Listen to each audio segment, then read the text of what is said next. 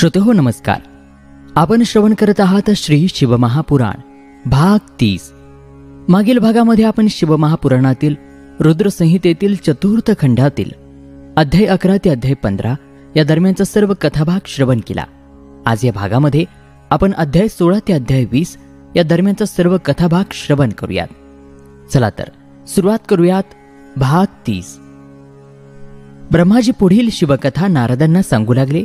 ते म्हणाले, हे नारद, अशा प्रकारे सर्व गण, देव आणि भूत पिशाच यांचा त्या बालकाकडून पराभव झाला. तेव्हा भगवान शिव स्वतः त्या बालकाला दंड देण्यासाठी तेथे आले. आपल्या मातेच्या चरणांचे स्मरण करून गणेशांनी शिवांशी युद्ध करण्याला सुरुवात केली. एका लहान मुलाला इतक्या निर्भयपणे लढताना पाहून भगवान शिव देखील आश्चर्यचकित झाले. एवढ्या धाडसी, पराक्रमी आणि शूर बालकाला पाहून भगवान शंकरांना क्षणभर बरे वाटले. पण पुढच्याच क्षणी त्यांना त्या बालकाचे धाडसेपण आठवले. त्या बालकाने देवराज इंद्र आणि त्यांच्या सर्व गणांवरती प्रहार केला होता, त्यांना पराभूत केले होते. त्यामुळे त्यांचा क्रोध अजून वाढला आणि त्यांनी गणेशाशी युद्ध सुरू केले. त्यांनी हातामध्ये धनुष्य उचलले. अशा प्रकारे भगवान शिव आपल्याजवळ येत असल्याचे पाहून गणेश माता पार्वतीचे स्मरण करता झाला आणि त्याने आपल्या शक्तीने भगवान शिवांवरती प्रहार केला. गणेशाच्या प्रहारामुळे शिवांच्या हातातील धनुष्य तुटून खाली पडले. मग त्यांनी पिनाका उचलले, पण गणेशांनी तोही खाली टाकले. हे पाहून भगवान शिवांचा क्रोध 7व्या आकाशावरती पोहोचला. त्यांनी त्रिशूळ उचलले. आता गणेश आणि त्रिलोकीनाथ भगवान शिव यांच्यामध्ये अतिशय युद्ध सुरू झाले. भगवान शिव हे सर्वोत्तम देव आहेत. सर्व देवतांमध्ये ते श्रेष्ठ आहेत आणि विविध लीला करणारे आहेत. त्यांची माया समजणे प्रत्येकाच्या कुवतीमध्ये नसते. ते एक महान योद्धा आणि पराक्रमी आहेत. त्यांच्या सामर्थ्याला आवाहन देणे म्हणजे स्वतःच्या मृत्यूला आमंत्रण देण्यासारखे आहे. पण गणेशांना हे समजले नाही. मातेचा आशीर्वाद मिळाल्यानंतर गणेशाने स्वतःला अजिंक्य समजून पूर्ण शौर्याने युद्ध केले. दोघांमध्ये घनघोर युद्ध सुरूच होते. सर्व देव आणि भगवान शिवांबरोबर मीही त्यांचे युद्ध विस्मयाने पाहत होतो. जेव्हा गणेश कोणत्याही प्रकारे आपल्या जिद्दीपासून मागे हटण्याला तयार नव्हता, तेव्हा भगवान शिवांच्या क्रोधाने सर्व मर्यादा तोडल्या आणि त्यांनी आपल्या त्रिशूळाने गणेशाचे मस्तक उडवले.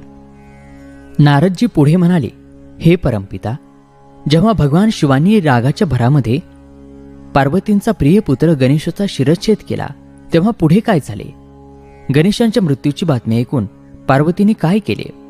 कृपया माझ्यावरती उपकार करा आणि त्याबद्दल मला सांगा. जेव्हा नारदजींनी हा प्रश्न विचारला, तेव्हा ब्रह्माजी हसले आणि म्हणाले, नारद, भगवान शिवांनी क्रोधाच्या भरामध्ये बालकाचे शिर कापून त्याचा वध केला आणि तेथे उभे असलेल्या सर्व शिवभक्तांच्या आनंदाला उधाण आले. सर्वांनी आनंद वाद्य वाजवली. तेथे मोठा उत्सव सुरू झाला. सर्वजण आनंदाने नाचू लागले. सर्वत्र भगवान शिवांची स्तुती होत होती. दुसरीकडे माता पार्वतीने स्नान उरकले आणि तिने त्यांच्या सखीला गणेशाला आत बोलवण्यासाठी बाहेर पाठवले. बाहेर गेल्यावर तेथील अवस्था पाहून ती घाबरली. गणेशाचे शिरच्छेदन केलेले मस्तक आणि धड वेगवेगळे पडले होते. सर्व देव आणि भगवान शिव आनंदाने नाचत होते. हे दृश्य पाहून पार्वतीची सखी आत धावत आली आणि तिने पार्वतीला सर्व गोष्टीची माहिती दिली. पुत्र गणेशाच्या मृत्यूची बातमी मिळताच देवी पार्वती अत्यंत क्रोधित झाली आणि तिने रडायला सुरुवात केली. रडत रडत ती म्हणाली, अरे मी काय करू? मी कुठे जाऊ? मी माझ्या मुलाचे रक्षणही करू शकले नाही. सर्व देव आणि भगवान शिव यांनी मिळून माझ्या प्रिय पुत्राचा वध केला. आता ज्यांनी माझ्या मुलाला मारले त्यांचाही मी नाश करेन, मी संहार करीन. असं सांगून त्यांनी 1,00,000 शक्ती निर्माण केली आणि काही वेळातच मा जगदंबेचे प्रचंड सैन्य तेथे जमले. ती शक्ती प्रकट होताच तिने पार्वतींना हात जोडून नमस्कार केला आणि म्हणाली, हे माते, हे देवी, आम्हा सर्वांना येथे बोलावण्याचे काय कारण आहे? आम्ही काय करावा? आम्हाला आदेश द्या. तेव्हा देवी पार्वती क्रोधाने पेटून म्हणाली, तुम्ही सर्वजण जा आणि ज्यांनी माझ्या मुलाचा वध केला त्यांचाही सर्वनाश करा. तुम्ही देवसेनेचा कहर करा. आज्ञा मिळताच देवी पार्वतींचे शक्तिशाली सैन्य तेथून निघून गेले. त्यांनी बाहेर जाऊन देव आणि शिव यांच्यावरती हल्ला सुरू केला. त्या संतप्त देवी काही देवांना पकडून तोंडामध्ये घालत आणि इतरांवर शस्त्रांनी हल्ला करत. त्यामुळे तेथे प्रचंड दहशत निर्माण झाली. सगळीकडे गोंधळ माजला होता. प्राण वाचवण्यासाठी सर्व इतरत्र धावू लागले. हे दृश्य पाहून भगवान शिव, मी आणि श्रीहरी विष्णू सुद्धा खूप चिंताग्रस्त झालो. आम्हाला वाटले की या देवी शक्तींना आळा घातला नाही तर क्षणामध्ये देवतांचा नायनाट होईल. या पृथ्वीवर आपत्ती येईल. सगळ्यांनाच प्रश्न पडू लागला की ही आपत्ती कशी थांबवता येईल.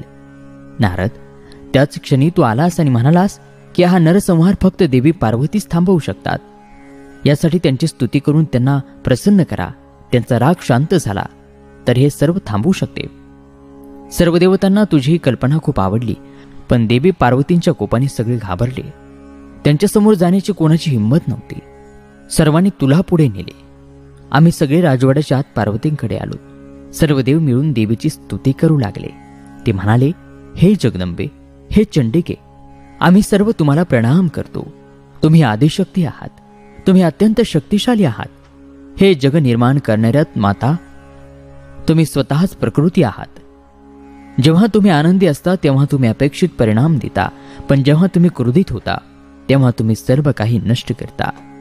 हे माते, आम्हाला आमच्या गुन्ह्याबद्दल क्षमा करा. आम्ही तुमची प्रार्थना करतो. आता आमच्या या पापांची क्षमा करा आणि आपला राग शांत करा. हे महान माते, आम्ही सर्व तुझ्या चरणी नतमस्तक आहोत. हे माते, तुमच्या आशीर्वादाने आमच्याकडे पहा. हे देवी, सर्व काही विसरून आनंदी व्हा आणि हा भयंकर रक्तपात थांबवा. देवतांची ही स्तुती ऐकून देवी शांत झाली. काही वेळ विचार करून ती म्हणाली, हे देवतांनो, तुमचा गुन्हा पूर्णपणे अक्षम्य आहे. तरीही मी फक्त एका अटीवर तुमची विनंती स्वीकारू शकते. माझा पुत्र गणेश पूर्वीसारखा पुनर्जीवित झाला तर मी तुम्हा सर्वांना क्षमा करेन. हे ऐकून सर्व देव शांत झाले, कारण हे अशक्य आहे. तेव्हा सर्व देव हात जोडून करुणामय अवस्थेत भगवान शिवांसमोर उभे राहिले आणि म्हणाले, भगवान, आता फक्त तुम्हीच आमचे रक्षण करू शकता. ज्याप्रमाणे तुम्ही गणेशांचा शिरच्छेद केला त्याप्रमाणे आता त्यांना पुनर्जीवित करा. देवतांची प्रार्थना ऐकून भगवान शिव म्हणाले, देवतांनो, काळजी करू नका. मी फक्त तेच काम करतो ज्यामुळे तुम्हाला आनंद होईल. मग भगवान शिवांनी देवतांना उत्तर दिशेला जाण्याचा आदेश दिला आणि त्यांना सापडलेल्या पहिल्या प्राण्याचे मस्तक घेऊन यायला सांगितले. आणि ते मस्तक आपण गणेशाच्या धडाशी जोडू आणि त्याला पुन्हा जीवित करू, असे त्यांनी देवतांना सांगितले. देव उत्तरेकडे निघाले. प्रथम त्यांना एक हत्ती दिसला. त्यांनी त्याचे मस्तक कापून परत आणले. राजवाड्याच्या द्वाराशी येताच त्यांनी गणेशाचे धड स्वच्छ केले, त्यांची पूजा केली आणि मग त्यावर हत्तीचे मस्तक ठेवले. त्यानंतर श्रीहरी विष्णूंनी भगवान शंकरांच्या चरणी ध्यान करत गणेशाच्या मृत शरीरावर मंत्रांनी अभिमंत्रित पाणी शिंपडले. पाणी शिंपडताच भगवान शंकरांच्या कृपेने बाळ झोपेतून जागे झाल्यासारखे उभे राहिले. गजाच्या मुखाचा स्पर्श झाल्याने ते मूल आता गजमुखी झाले होते. तरीही ते खूप सुंदर आणि दिव्य दिसत होते. ते बालकाचे अप्रतिम सौंदर्य सर्व काही चमकावत होते. पार्वतींचा पुत्र गणेश जेव्हा शिवांच्या कृपेने पुनर्जीवित झाला तेव्हा सर्व देव आणि शिवगण अतिशय आनंदित झाले. आनंदाने ते नाचू लागले. त्यांचे सर्व दुःख क्षणात दूर झाले होते. देवी पार्वतींनाही आपला प्रिय पुत्र गणेश जीवित पाहून खूप आनंद झाला आणि त्यांचाही राग शांत झाला. नारदजी पुढे ब्रह्माजींना विचारू लागले.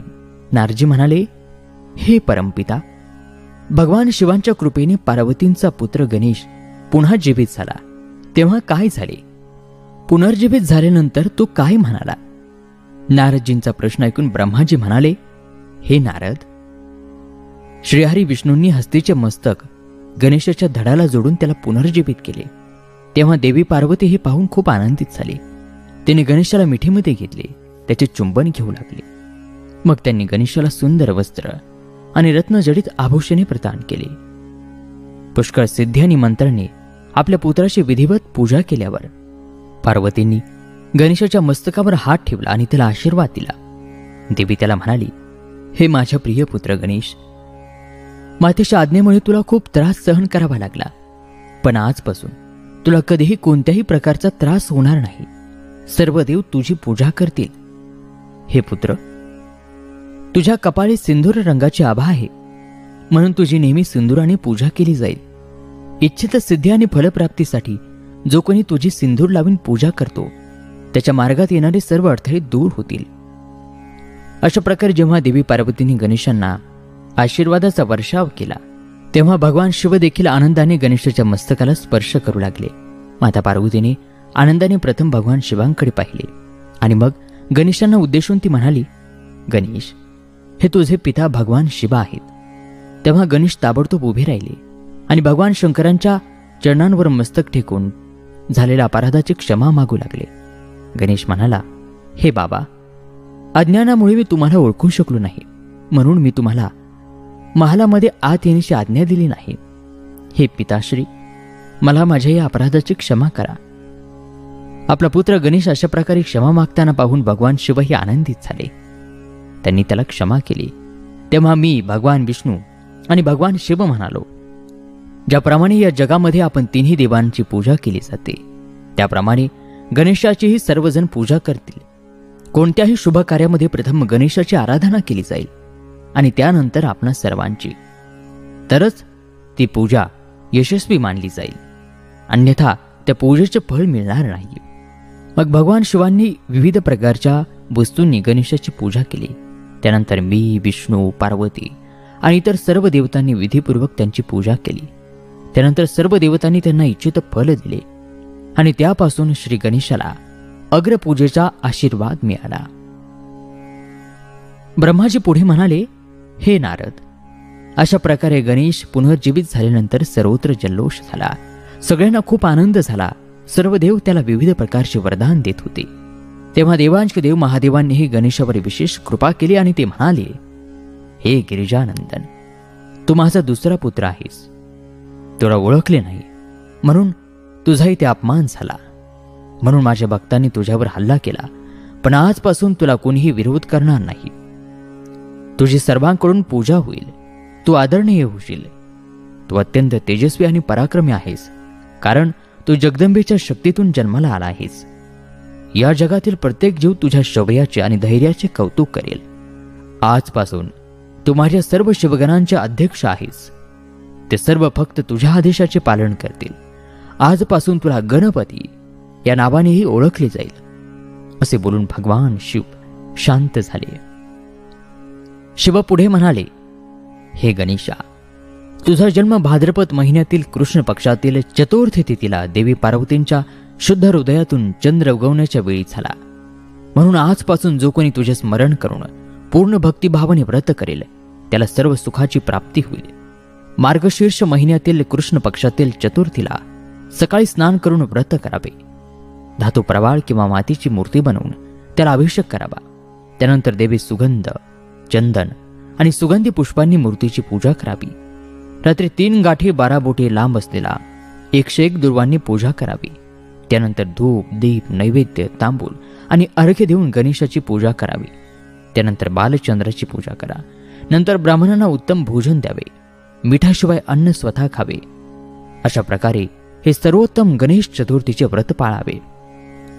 उपवासाचे 1 वर्ष पूर्ण झाल्यानंतर हे व्रत भक्तिभावाने उद्यापन करावे. उद्यापनामध्ये 12 ब्राह्मणांना भोजन द्यावे. व्रत करताना गणेशाची मूर्ती आधी स्थापन केलेल्या कलशावर ठेवावी. वेदी तयार करावी. त्यावर अष्टकोनी कबळ काढावे आणि हवन करावे. त्यानंतर 2 स्त्रिया आणि बालकांना मूर्तीसमोर बसून विधीनुसार त्यांची पूजा करावी. मग त्यांना आदराने खायला द्यावे. त्यांना रात्रभर भक्तिभावाने जागरूक ठेवावे. सकाळी पुन्हा गणेशाची आराधना करावी. पूजा केल्यानंतर त्यांचे विसर्जन करावे. त्यानंतर मुलांना आशीर्वाद घ्यावा आणि त्यांना स्वस्तिपाठ करायला लावून व्रत पूर्ण करण्यासाठी गणपतीला फुले अर्पण करावे. त्यानंतर हात जोडून भक्तिभावाने नमस्कार करावा. हे गणेश, अशा रीतीने जो मोठ्या भक्तिभावाने तुझा आश्रय घेतो, तुझी पूजा करतो, त्याचे सर्व कार्य सफल होतील आणि त्याला अपेक्षित फल प्राप्त होईल. त्यानंतर तेथे उपस्थित असलेले सर्व देव आणि सर्व ऋषी, भगवान शिव आणि देवी पार्वती आपल्या पुत्र गणेशासह बसलेल्या स्थानाजवळ गेले. देव आणि ऋषींनी त्यांना भक्तिभावाने नमस्कार केला आणि त्यांची स्तुती करू लागले. त्यानंतर सर्वांनी भगवान शिवांकडून रजा घेतली आणि आपापल्या लोकी निघून गेले. मग मी आणि श्रीहरी विष्णू देखील त्यांच्याकडून आज्ञा घेऊन आपल्या जगामध्ये परतलो. जो मनुष्य शुद्ध अंतःकरणाने आणि स्वस्थ चित्ताने ही शुभ कथा ऐकतो, तो सर्व उपकारांचा भागी होतो. गणेश चतुर्थीच्या व्रताची ही सुंदर कथा पुत्रहीनांना पुत्र, गरिबांना धन, आजारी लोकांना आयुष्य, दुर्भाग्यांना सौभाग्य आणि ज्या स्त्रीला पती सोडून गेला आहे, गणेशांच्या पूजेच्या प्रभावामुळे तिच्याकडे तो परत येतो. दुःखामध्ये बुडलेली व्यक्ती ही अद्भुत कथा ऐकून आनंदी होते. ज्या व्यक्तीच्या घरामध्ये गणपतीचा महिमा वर्णन करणारी चांगली पुस्तके आहेत, ग्रंथ आहेत, त्या घरामध्ये सदैव समृद्धी असते. भगवान गणेश नेहमी आपल्या भक्तांवर दया करतात आणि त्यांच्या मार्गामध्ये येणाऱ्या सर्व अडथळ्यांचा नाश करून आपल्या भक्तांच्या सर्व इच्छा पूर्ण करतात. मग नारदजींनी ब्रह्माजींना विचारले, हे परमपिता, तुम्ही मला भगवान गणेशांच्या जन्माची आणि पार्वतींच्या द्वाररक्षणाची, त्यांच्या अद्भुत शौर्याची आणि धैर्याची कथा सांगितली. आता मला सांगा की भगवान शिवांनी गणेशांचे पुनर्जीवन केल्यानंतर त्यांना अनेक आशीर्वाद दिल्यावर पुढे काय झाले?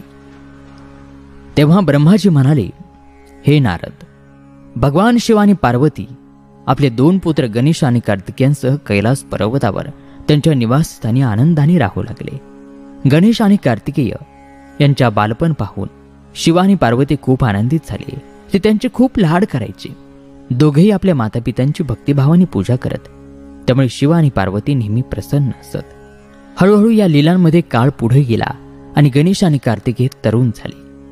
मग एके दिवशी शिव आणि पार्वती एकत्र बसून एकमेकांशी बोलत होते. देवी पार्वतीने भगवान शिवांना सांगितले की भगवान, आपले 2ही पुत्र विवाहाला पात्र झाले आहेत, त्यामुळे आता आपण दोघाही पुत्रांचे विवाह लावून दिले पाहिजेत. मग दोघेही विचार करू लागले की आधी गणेशाचं की आधी कार्तिकेयाचा विवाह करायचा. मातापित्यांनी आपली इच्छा आपल्या पुत्रांना सांगितलं. त्यांच्याही मनामध्ये विवाहाची इच्छा निर्माण झाली. दोन्ही पुत्रांनी आनंदाने विवाहाला होकार दिला.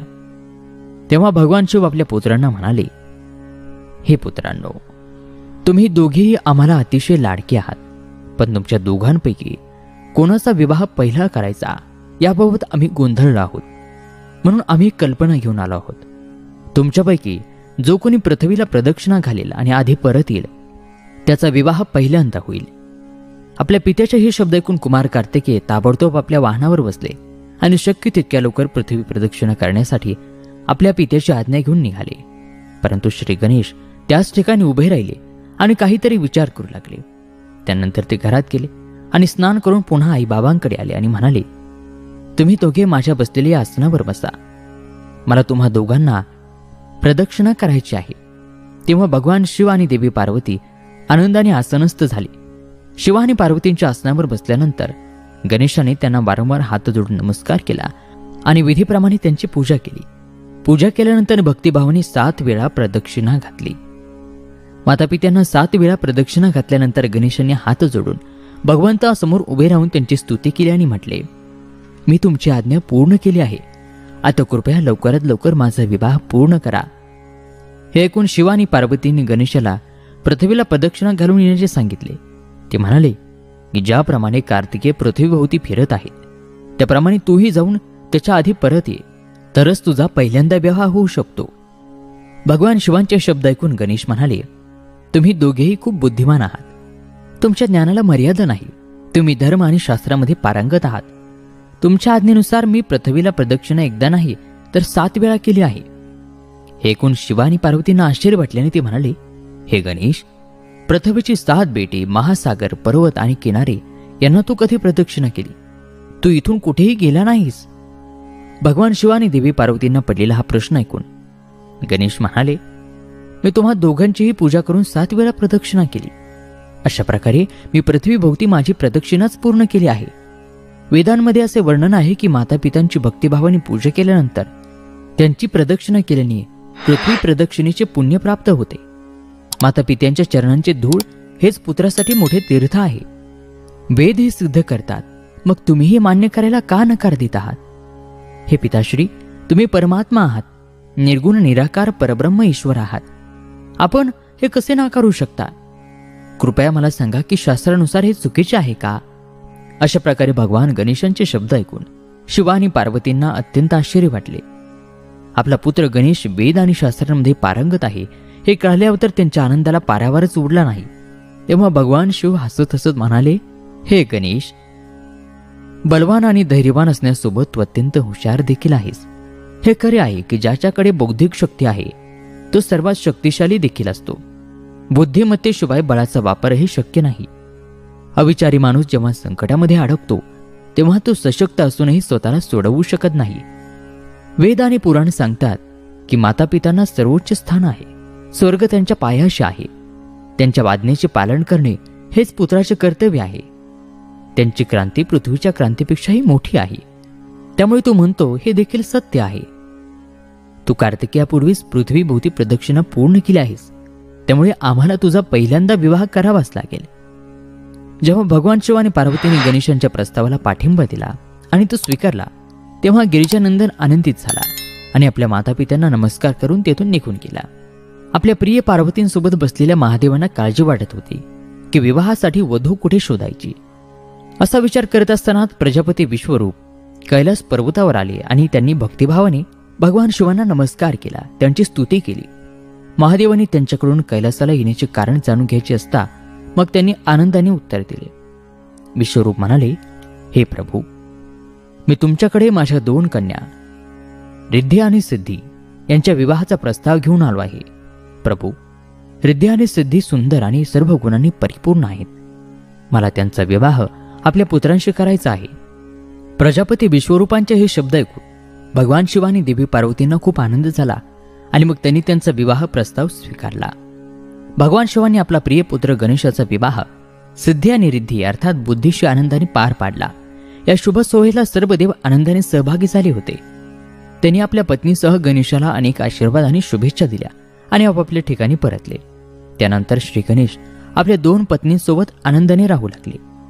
बऱ्याच कालखंडानंतर त्यांना 2 पुत्र झाले.